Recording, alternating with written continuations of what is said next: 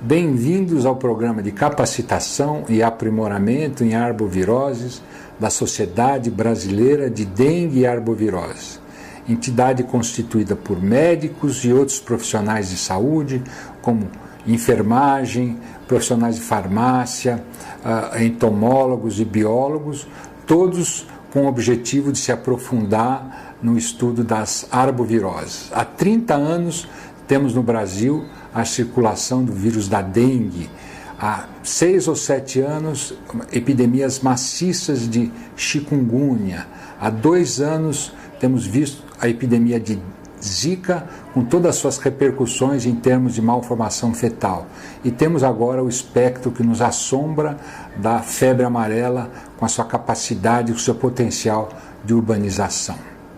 Contamos com a colaboração de outras entidades profissionais também interessadas no estudo, aprofundamento da arbovirose. Esse programa de capacitação e aprimoramento se constitui por 5 vídeos elaborados por profissionais bastante capacitados na abordagem desses diferentes aspectos das arboviroses, desde os epidemiológicos até do manuseio clínico, tendo em vista o diagnóstico correto, o manuseio de tratamento e o diagnóstico desses casos. Esperamos que esses vídeos possam ajudar os profissionais de saúde a manusear de forma mais correta os pacientes acometidos por essa arbovirose, assim como eles possam entender o contexto epidemiológico dessas doenças, para que possamos então implementar as medidas mais adequadas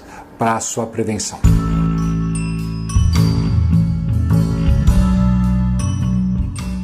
Entender e diferenciar os sintomas das arboviroses, principalmente dengue, zika e chikungunya, é fundamental para a segurança do paciente e para o sucesso do tratamento.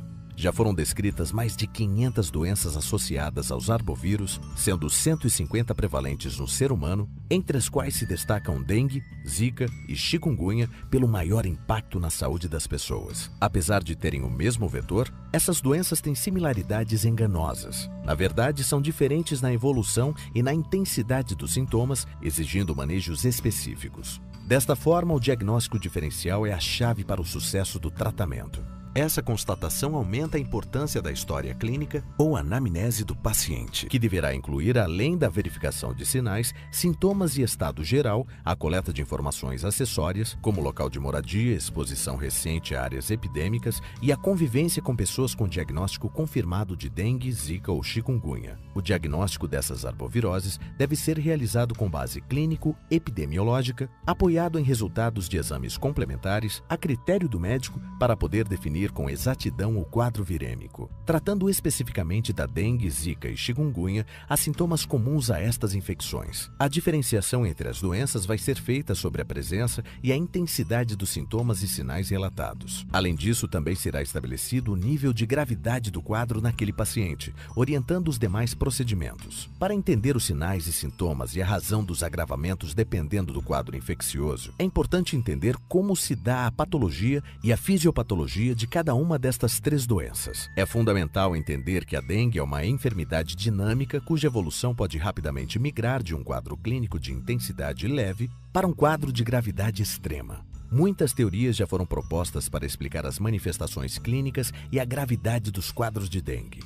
Uma das mais recentes é baseada num estudo com macacos rhesus e demonstra que após a inoculação subcutânea do DENV, vírus da dengue, ocorre a disseminação num prazo de 24 horas e viremia observável após 2 dias.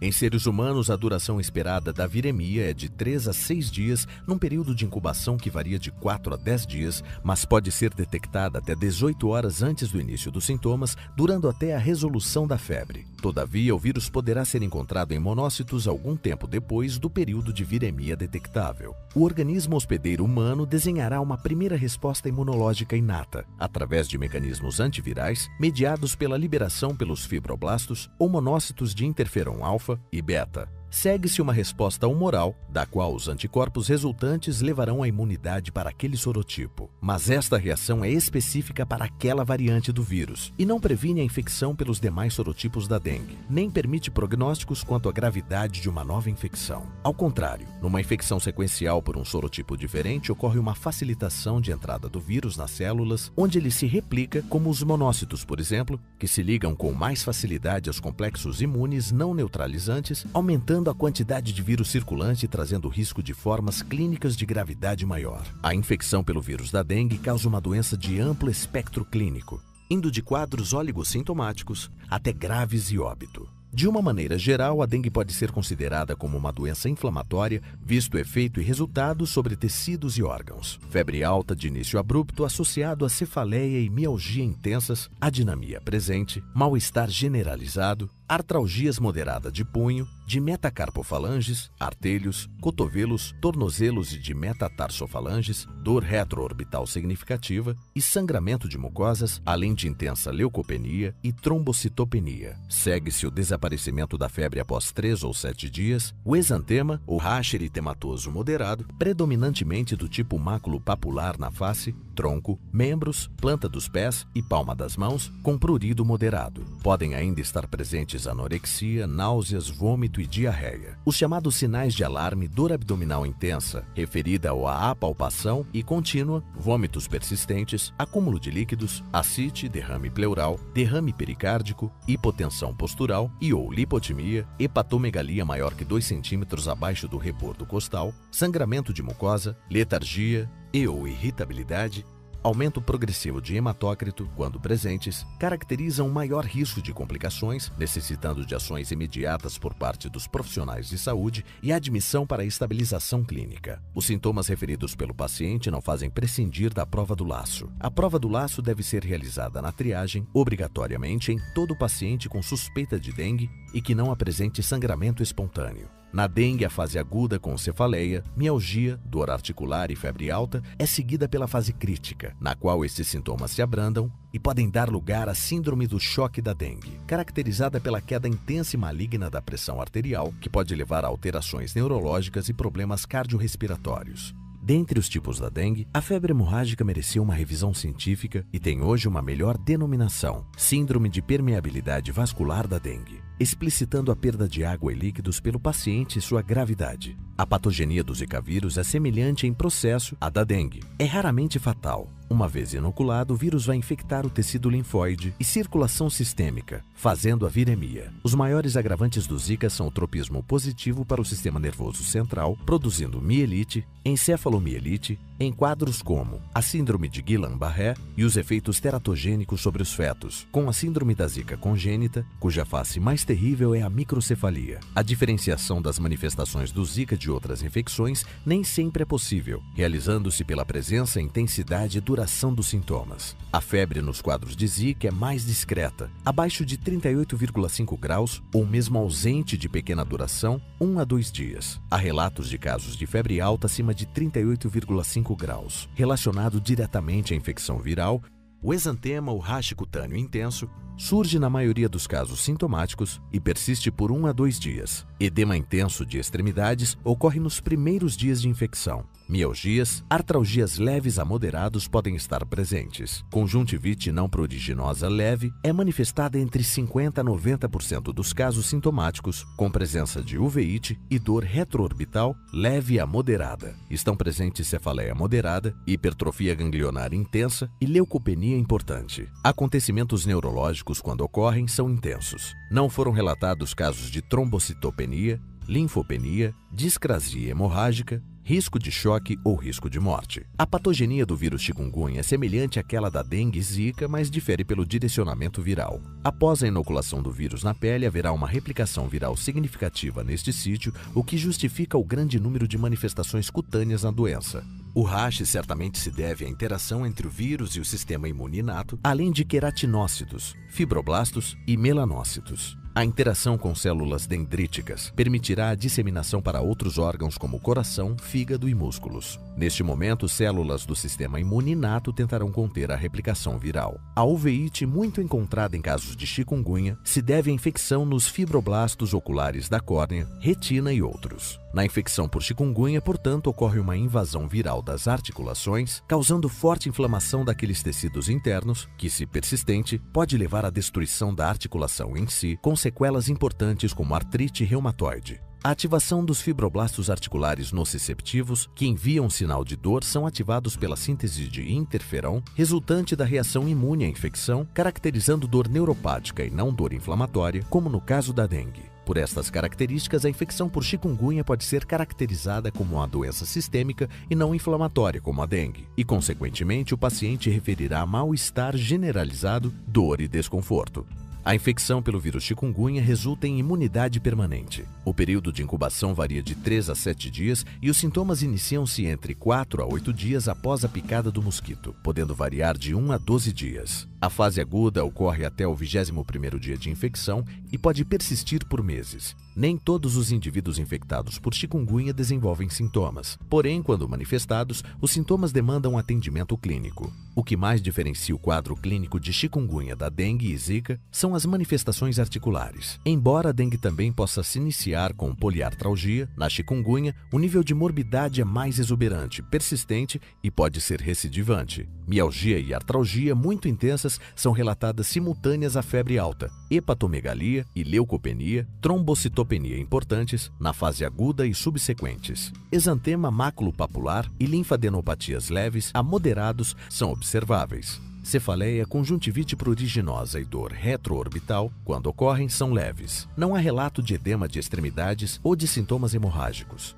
A anamnese e história clínica são muito importantes para nortear as demais fases de manejo do paciente. A triagem feita pela enfermagem já traz importantes elementos para a construção do diagnóstico do paciente para a sinalização de seu nível de gravidade. A enfermagem recolhe dados observacionais, como nível de consciência do paciente, tônus geral, sinais de Rasch. Levanta início dos sintomas, lista de manifestações e queixas por relato do paciente ou acompanhante. Registra a pressão arterial do paciente nos 3 momentos: em pé, sentado e deitado, temperatura e nível de oxigenação. Havendo indicação, realiza a prova do laço. A presença de sinais de alarme é observada para dengue, zika e chikungunya. Os sinais de alarme incluem febre alta, dor abdominal intensa, vômitos, hipotensão postural ou lipotimia, hepatomegalia dolorosa, sangramento de mucosas, hemorragia, diminuição de diurese, desconforto respiratório. Os sinais de choque são observados: hipotensão arterial ou pressão arterial convergente, pressão arterial com diferencial menor que 20 mmHg,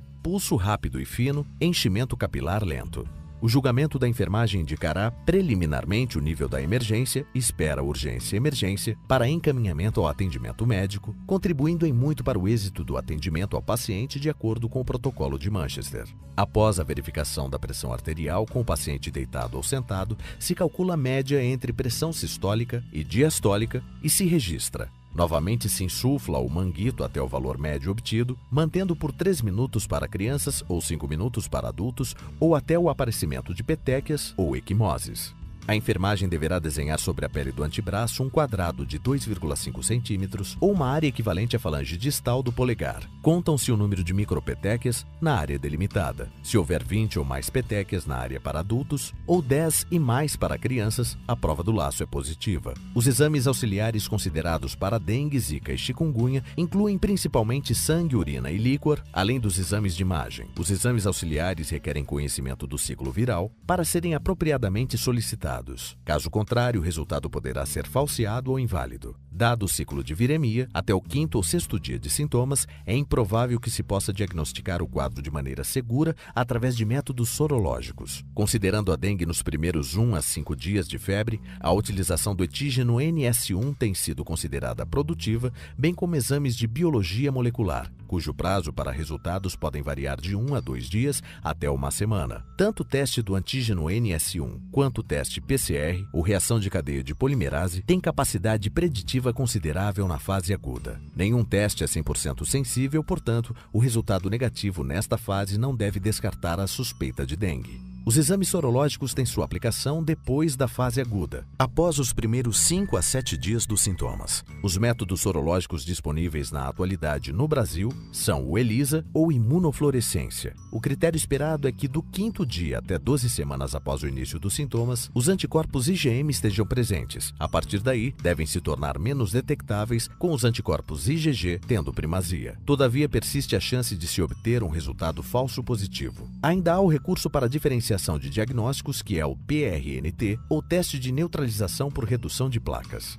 Feito o diagnóstico e constatado o quadro de dengue, zika ou chikungunya, o médico ou outro membro da equipe clínica deverá notificar o caso ao Ministério da Saúde, Secretaria de Estado da Saúde ou Secretaria Municipal da Saúde. O formulário próprio deverá ser preenchido e enviado em até 24 horas. Este procedimento é mandatório até em casos de suspeita daquelas infecções. Em inúmeras situações, é o farmacêutico que é o consultado antes de o paciente se dirigir às unidades de saúde. O farmacêutico tem muito a contribuir no combate ao subdiagnóstico das arboviroses, como dengue, zika e chikungunya, e na melhoria da vigilância epidemiológica. Essa contribuição é dependente do grau de conhecimento sobre as infecções e as melhores formas de lidar com elas numa situação não hospitalar. O farmacêutico pode identificar sinais e sintomas, orientando e encaminhando casos suspeitos para as unidades de saúde para a busca de tratamento, contribuindo efetivamente para a redução nefasta de casos graves. A triagem preliminar de casos mais severos, como idosos, portadores de doenças crônicas, crianças e gestantes, a desrecomendação de automedicação e, quando seguro, o manejo dos sintomas leves para encaminhamento ao diagnóstico são atitudes dentro do escopo do farmacêutico que propiciam um melhor gerenciamento dessas epidemias. Também pode contribuir com ação educativa na medida em que explicar a necessidade de combate ao vetor e minimização de oportunidades de infecção, orientando quanto a repelentes, inseticidas e mosquiteiros. Finalmente, pode contribuir com atitude orientativa quanto aos diversos mecanismos de transmissões dos arbovírus, como, por exemplo, a possibilidade de transmissão para o vírus Zika.